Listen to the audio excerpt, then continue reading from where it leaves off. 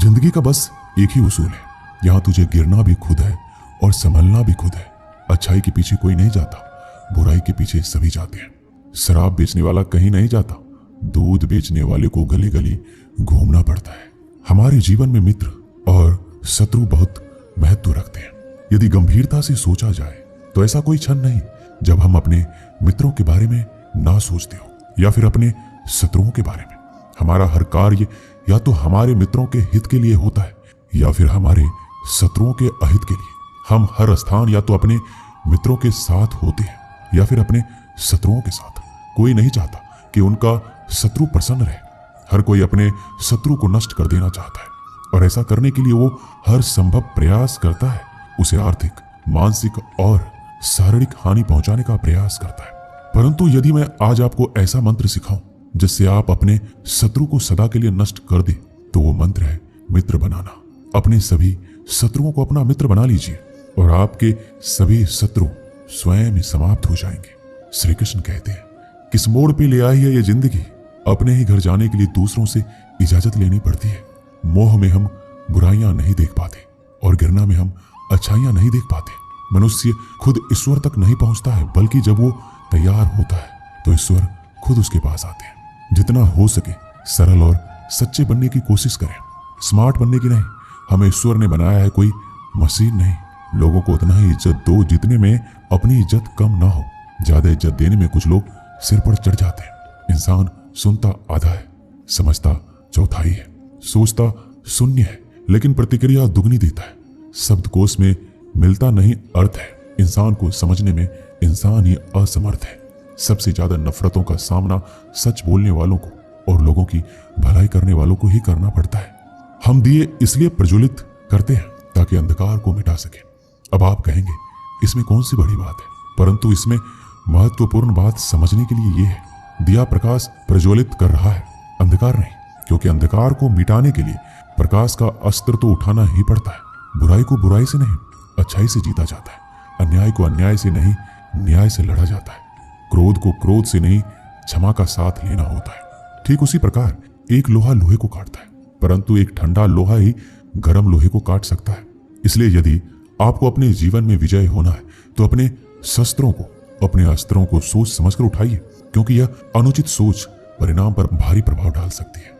श्री कृष्ण कहते हैं, जरूरी नहीं कि जिनमें सांसें नहीं वही मुर्दा है, जिनमें इंसानियत नहीं वह भी तो मुर्दा है। कुछ लोग अपनी जिंदगी उन लोगों के लिए खराब कर लेते हैं जिन्हें उनकी कोई फिक्र ही नहीं होती है। सबक तो बहुत सिखाया है तूने ये जिंदगी, शुक्रिया तेरा कि किसी का दिल दुखाना नहीं सिखाया। कितनी जल्दी दूर हो जाते हैं वो लोग जिन्हें हम जिंदगी समझकर कभी खोना नहीं चाहते। अपने आप को ऐसा बना लो कि कोई तुम्हारे साथ हो या ना हो, तुम्हें किसी चीज का गम ना हो। मैं कल को तलाशता रहा दिन भर और शाम होते होते मेरा आज भी डूब गया। मदद सबकी वही करता है जिसका दिल सच्चा होता है, वरना लालची इंसान तो अपने माँ बाप को भी भूल जाता है। कड़वा है पर सच है, किसी को अपनी जान से ज्यादा चाहने का इनाम दर्द और आंसू के अलावा कुछ नहीं मिलता। जब आप किसी पौधे को जड़ से उखाड़ते हैं तो पौधों को उखाड़ना या काटना ना केवल एक अपराध है अपितु पाप भी है। तो ऐसा करने की क्या आवश्यकता पड़ गई, क्योंकि कई बार विनाश ही सृजन तक पहुंचाता है। यदि नया भवन बनाना हो तो पुराने भवन को गिराना पड़ता है। व्यवस्था को परिवर्तित करने के लिए क्रांति लानी पड़ती है। और उसी प्रकार यदि किसी वृक्ष या किसी पौधे की जड़ों में घुन लग जाए या उसका मूल सड़ जाए तो उसे जड़ से उखाड़ देना ही सही होता है, ताकि उस फल पर नए पौधे उपज सके। श्री कृष्ण कहते हैं, बात तब बिगड़ती है जब चीजों से प्यार किया जाए और लोगों को इस्तेमाल किया जाए। जिंदगी में मंजिल तो मिल ही जाती है, लेकिन वो लोग नहीं मिलते जिन्हें दिल से चाहो। ना पूरी तरह से पूरा है, हर एक व्यक्ति कहीं ना कहीं से अधूरा है। आजकल जरूरत तय करती है कि किसके साथ कब तक और कितना मीठा बोलना है। इतिहास गवाह है, प्यार के बदले प्यार नहीं धोखा ही मिलता है। जो दूसरों का हक और खुशी छीन लेता है उसका हिसाब वक्त जरूर लेता है। कोई मुझसे पूछ बैठा, बदलना किसको कहते हैं? सोच में पड़ गया हूं, मिसाल किसकी दूं, मौसम की या अपनों की? ये भी अच्छा है कि यह दिल सिर्फ सुनता है, अगर बोलता होता तो कयामत हो जाती। कभी आप ब्रह्म मुहूर्त में जगे हैं? जग कर देखिए, संध्या होने के पश्चात जब रात्रि का अंधकार सारे संसार को धीरे धीरे अपने अंधकार में निगलने लगता है, तो यही अंधकार ब्रह्म मुहूर्त में भोर होने से ठीक कुछ समय पहले अधिक काला हो जाता है। इसी तरह हमारा जीवन भी कुछ ऐसा ही होता है। जब हमारे जीवन की समस्याएं अपने अंत पर होती है तो यही समस्याएं एक भीषण रूप लेकर हमारे समक्ष प्रस्तुत हो जाती है और ऐसे परिस्थिति में अधिकतर लोग हार मान जाते हैं, भय खा जाते हैं। परंतु यदि आप हार ना माने, भय ना खाएं, दृढ़ निरंतर आगे बढ़ते रहें तो प्रकाश के रूप में हमारा स्वागत करने के लिए सूर्य उदय सदा हमारे समक्ष प्रस्तुत रहेगा। श्री कृष्ण कहते हैं, अगर कुछ लोग आपको गलत समझते हैं तो इस बात का बुरा ना माने, क्योंकि वह आपको उतना ही समझते हैं जितनी उनकी समझ उन्हें इजाजत देती है। जो रिश्ता हमें रुला दे उससे गहरा कोई रिश्ता नहीं है, और जो रिश्ता हमें रोता हुआ छोड़ दे उससे कमजोर कोई रिश्ता नहीं है।